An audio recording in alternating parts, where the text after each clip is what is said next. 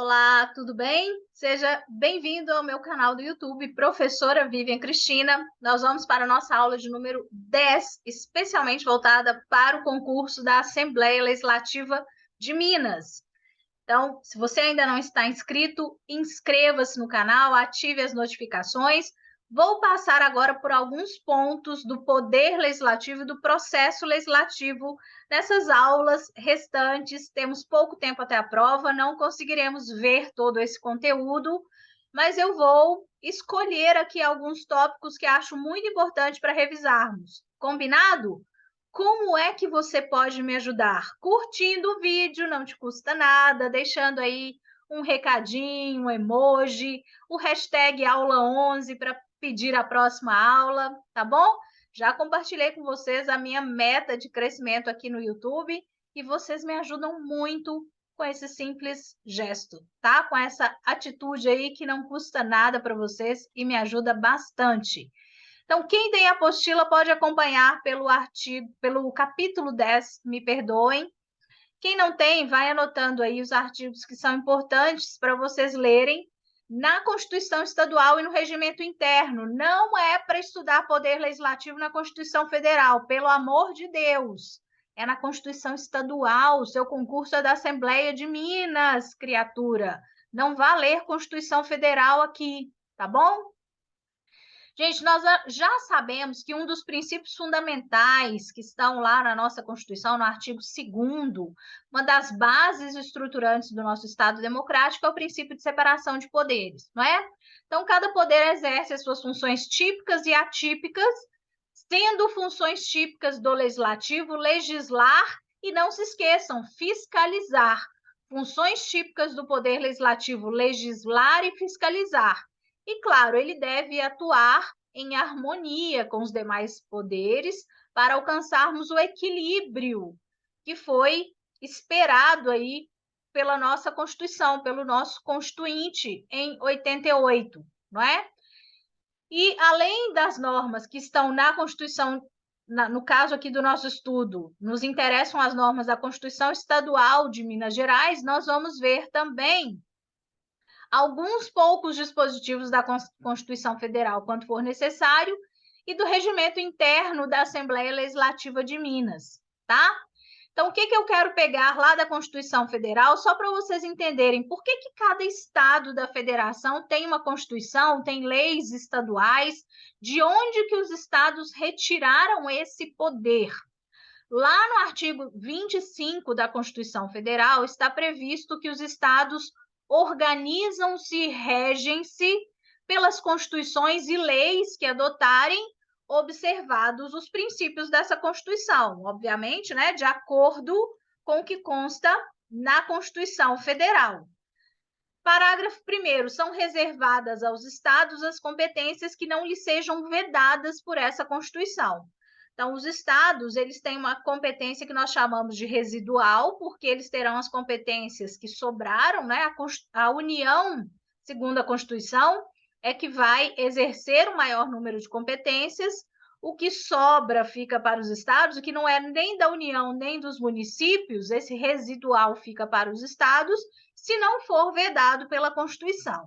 Então, aqui, só para vocês terem uma ideia dessa organização político-administrativa do nosso, que está prevista no nosso ordenamento jurídico, na nossa Constituição, e para vocês entenderem que muitas normas do nosso poder legislativo, do processo legislativo estadual, elas têm que obrigatoriamente ser copiadas da Constituição Federal. Nós chamamos de normas de reprodução obrigatória, tá?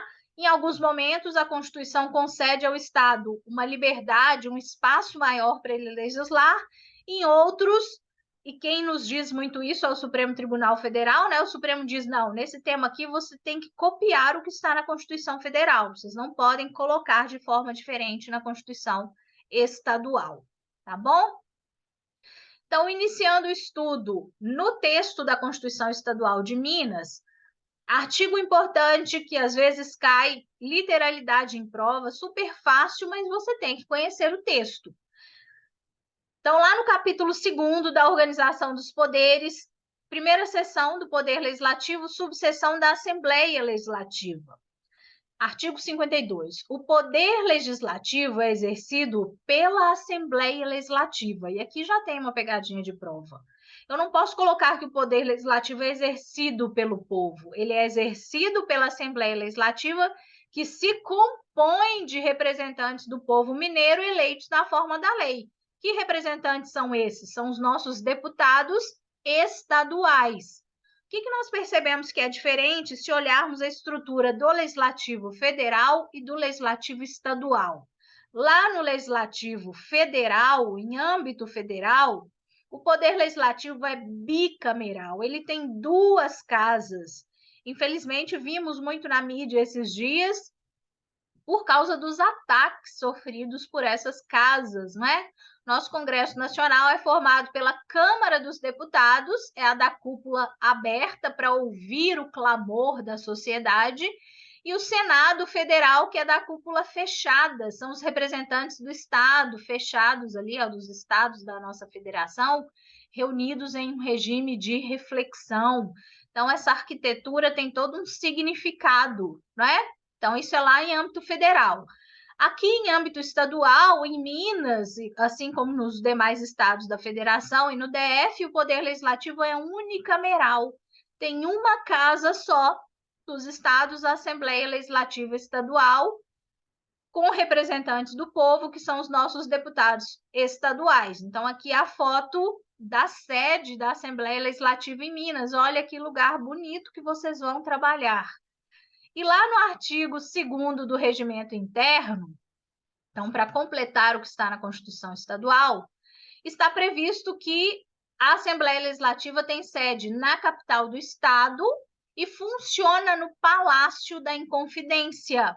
Essa sede fica lá no bairro Santo Agostinho, aqui em Belo Horizonte, né? Estou gravando de BH, então fica nesse bairro, tem uma praça muito bonita, você já pode sair do trabalho, se exercitar, já mentalizem aí vocês lá na Assembleia.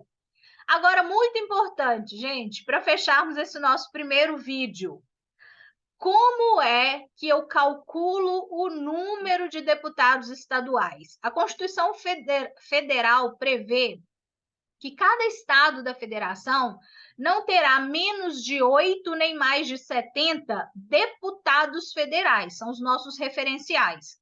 Então, nenhum estado do Brasil, como o Acre, que é bem pequenininho, pode ter menos de 8 deputados. Acre tem 8. Mas nenhum estado grande, como São Paulo ou Minas, pode ter mais de 70 federais, tá? Estou falando dos federais, só para sabermos o referencial. E o artigo 52 da Constituição Estadual nos explica assim, ó, ele explica como calcular o número de deputados estaduais. O número de deputados corresponde ao triplo da representação do Estado na Câmara dos Deputados, e atingido o número de 36, será acrescido de tantos quantos forem os deputados federais acima de 12. Professora, não entendi nada. Calma. Parágrafo 2º. O número de deputados não vigorará na legislatura em que for fixado. Importante, cai muito em prova, decore isso aqui. Então, eles vão fixar o número de deputados para a próxima legislatura e não para a deles.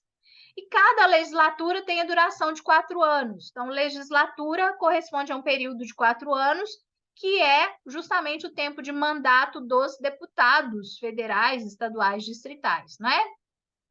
Essa regrinha do artigo 52 também está lá no artigo 27 da Constituição, e como eu disse, lá na Constituição está previsto que nenhum estado vai ter menos de 8 nem mais de 70 deputados federais.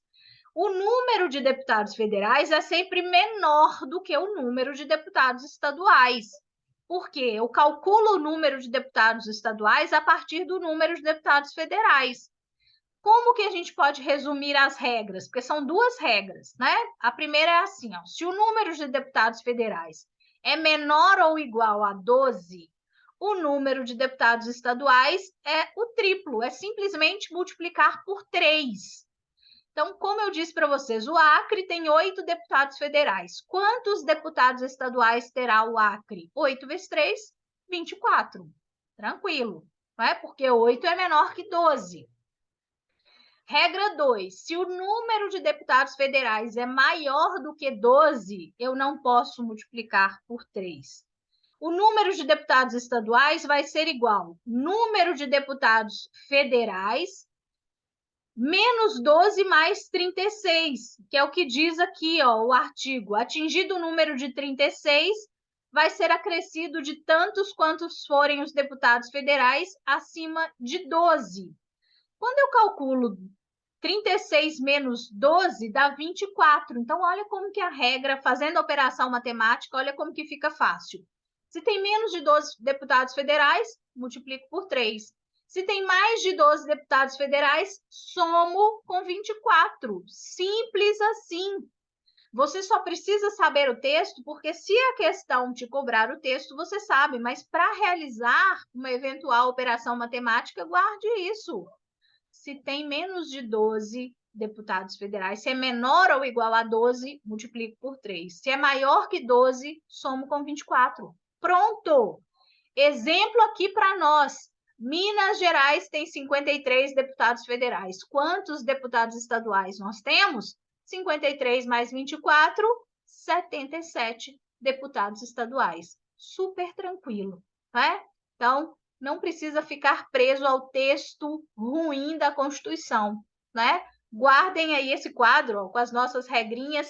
Quem não tem a apostila, tira print. Isso aqui pode salvar vidas, hein? Se tivermos uma questãozinha assim na prova, você já garante esse pontinho.